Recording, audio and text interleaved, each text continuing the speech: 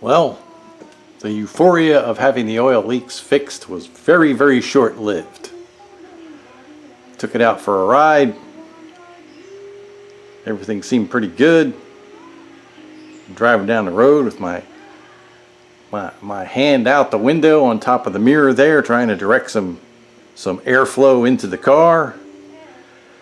And all of a sudden, there's a splatter on the windshield of oil. And since my hand was right here, it was all over my hand too. So I was like, what the?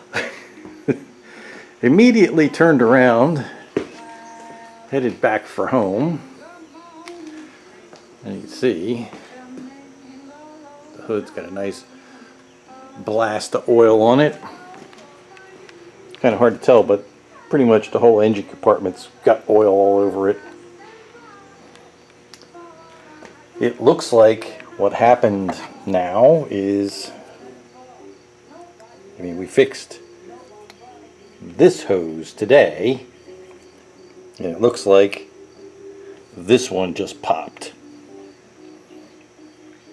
It might be the same thing where we actually have this second crimp a little too far out, and it's actually the end of the fitting cuts into the hose.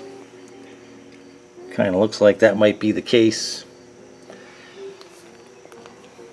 So yeah, so much for the oil leak being fixed.